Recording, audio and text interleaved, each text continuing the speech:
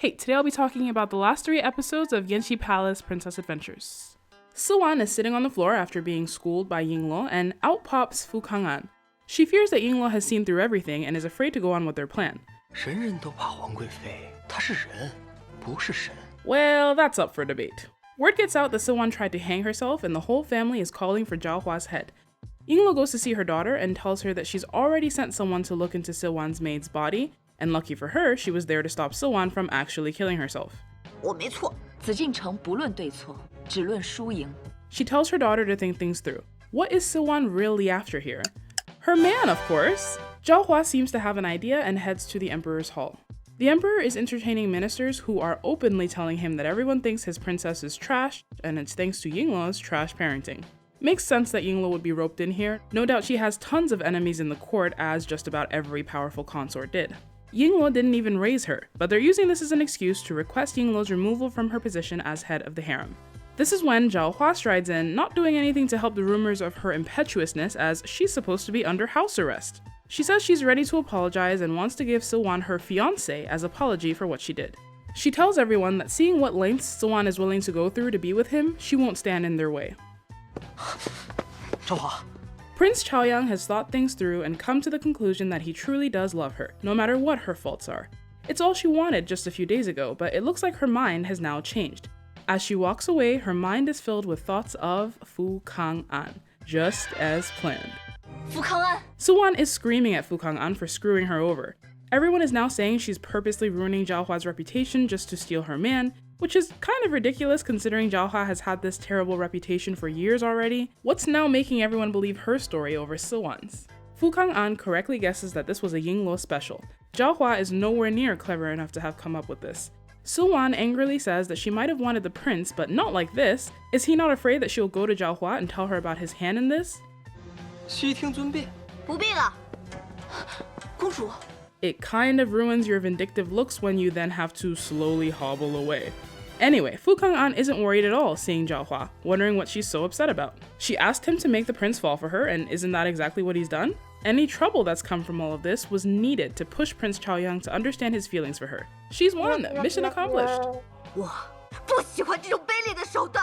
But true to his word, Fu Kang'an did deliver on his promise. The prince is head over heels, begging to take her out on another date. She agrees.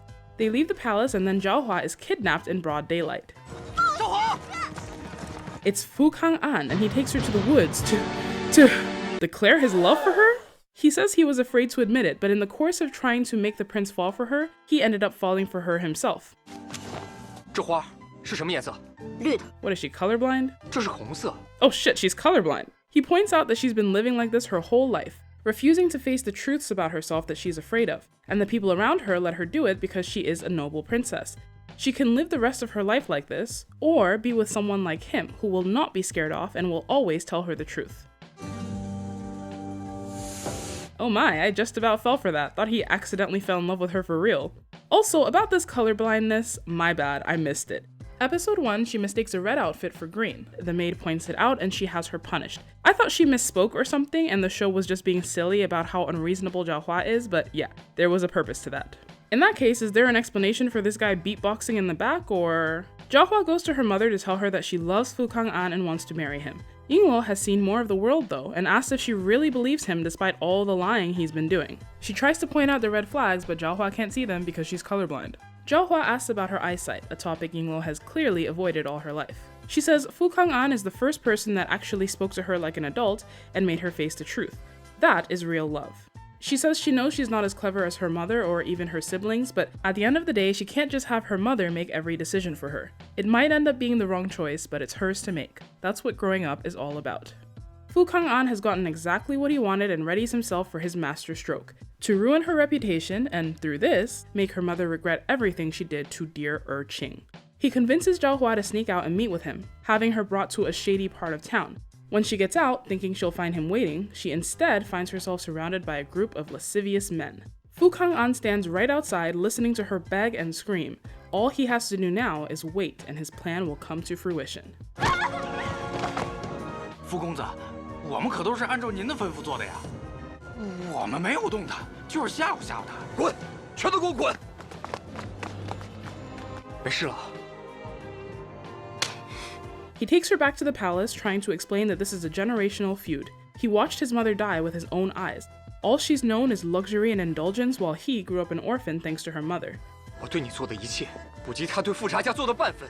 I feel dubious now about these two ending up together. Are his actions here really forgivable? Even though he didn't intend for them to actually touch her, this experience alone was plenty traumatizing, and according to his plan, would have permanently ruined her future and public reputation.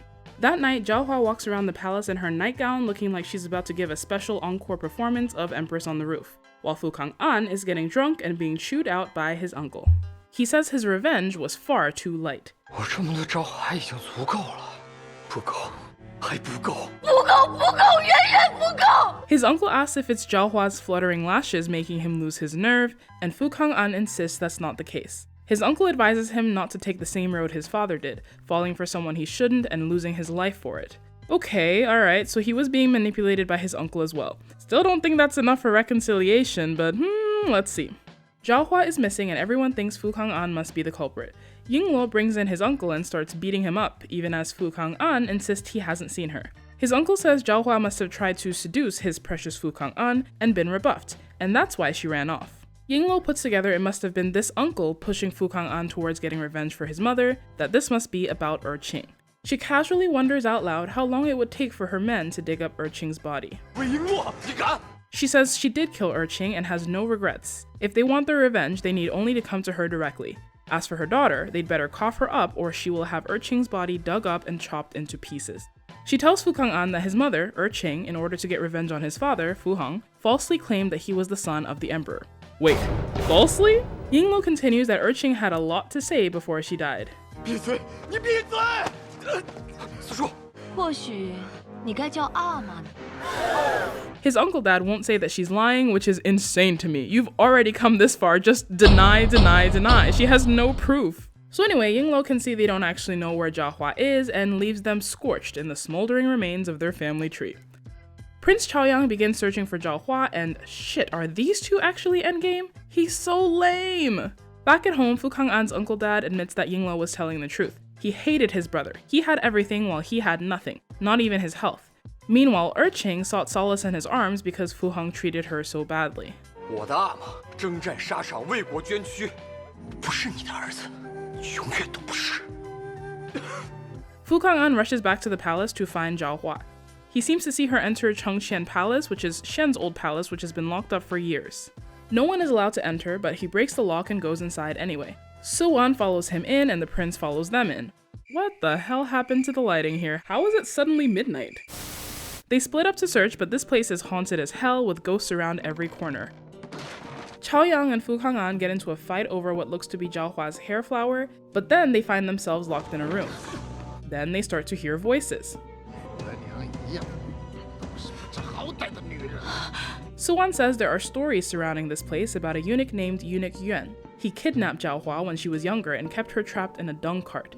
This must be the event that Suwan was alluding to. But those voices, could it be a ghost? Fu Kang'an breaks through a window, which, duh, should have been step one. These windows are literally made of paper and old dry wood. A strong whisper would break them apart. The boys rush out, but Suwan can't make it through thanks to her bum leg. She disappears. The boys get split up and Prince Chaoyang hears shouts coming from outside about a fire, which explains why no one seems to be coming to their rescue. They're busy. He keeps rushing about trying to find a way out and finds a maid passed out on the floor. As the incense on the table takes effect, he soon follows her to La La Land. Which leaves us with Fu Kang'an. Excuse me? In a strange voice, Jiahua says she heard someone call him Fu Kang'an. Does that make him Fu Hong's son? This seems to be the real Jiahua, and she cries that this has been happening since she was 11. It's like she has another person inside of her who comes out sometimes, and afterwards she can't remember what she did. I am shook. Are we really doing Paranormal Activity Imperial Palace right now? Jiahua continues, remembering being 11 years old, crying about her 5th brother possibly dying. Suwan told her she could go to a certain place and pray and he would be alright. And that's where Yuan found her. He broke her legs, drowning her over and over again in shit soup.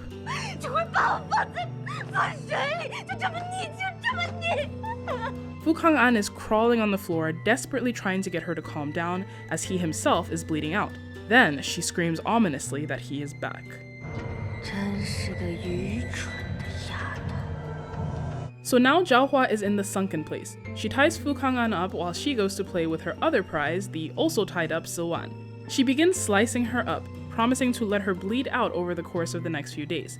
Siwan is given a brief respite as Zhaohua regains her senses. Zhaohua says that even after Siwan tricked her into going to that place where she likely knew she would be captured by Yuan, she never told on her, knowing that if she did, Siwan would be kicked out of the palace. She tried over and over to be kind to her, but why was it never enough?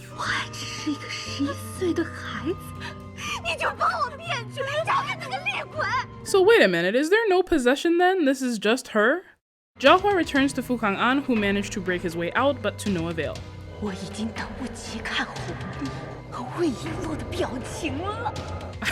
just don't know. Fu Kang'an tries to appeal to this ghost thing, telling it that if Zhaohua becomes a murderer, she will be put to death, and if Zhaohua dies, that will mean its death as well.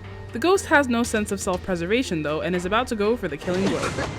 Zhaohua begins to fight it, having a Smeagol Golem moment, but Yuan eventually wins out. She takes up the knife, ready to kill him. He says he was wrong to target her instead of the person he truly wanted to attack. He was afraid of Yingluo's power and so targeted her instead. He was afraid of falling in love with her, so he hurt her. He has been an absolute shitbag and he's ready to make amends. He asks that after he dies, she tries to take back control of her body. He doesn't want her to live the rest of her life in pain like this. The four of them aren't found until the morning. The cut that was supposed to bleed Siwan out turns out to have been barely more than a paper cut, but she has completely lost her mind in fear, her ears ringing with the sound of blood dripping down her wrists. The Emperor has no choice but to have her locked up. Zhaohua is awake but can't remember a thing. The Emperor wants to put this whole thing behind them as soon as possible and orders Zhaohua's wedding moved up. The next time we see her, she's all dressed up. Incredibly, Fu Kang'an did not die after the multiple stab wounds in that dirty room and bleeding out all night. Fu Kang'an also somehow did not lose his job and has recovered enough from his injuries to be strolling about the palace.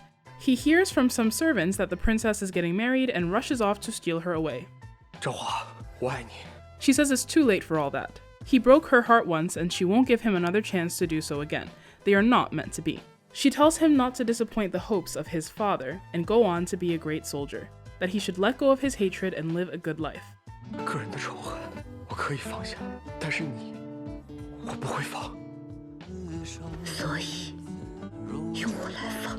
And that's how the story ends. Zhaohua marries this guy. Oh wait, one more thing. Oh, the beatboxer. Apparently, she didn't lose her mind at all. This was all to get her revenge on Siwan and Fu Kang'an, and get back at him as well for his indecisiveness. She even says that if that night Fu Kang'an had been able to say he loved her, she might have gone back to him. That was this scene.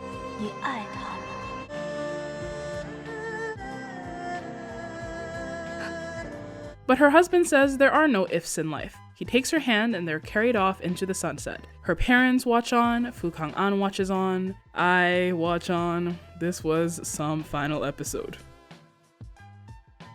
Gotta be honest here, those pieces aren't fitting together like they should. I get that this is a mini-series, but that ending was kind of all over the place. I'm gonna try my best to patch this up. If you've got better ideas, let me know.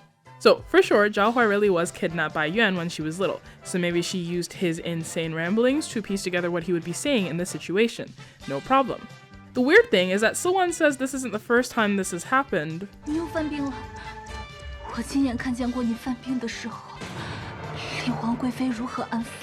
So, I don't know about that. I'm also going to add in and edit that Zhaohua is a theater kid. She loves the stage, she's been taking lessons since she was a child, and that is why she did such a convincing job here. For sure, Zhaohua and her ventriloquist practiced this forwards and backwards along with all the extras that had to play ghosts and move all the set pieces. They spent several days before this setting up all those trapdoors and whatnot, and they also had to set up a speaker system around here somewhere to get this echoing voice going. What's that you say? She was only missing for half a day? So when did... Moving right along. Okay, I have another theory. Maybe it was Yingluo, right? Maybe she was freaking out that night and she went to her mom and asked her for help. They woke up all the servants and set all of this up. But then I feel like that completely undercuts the whole message of Zhaohua's growing up and learning to fend for herself, because she didn't. It was her mom once again. So I just don't know. The sudden nighttime thing was because there was an eclipse, a prolonged eclipse.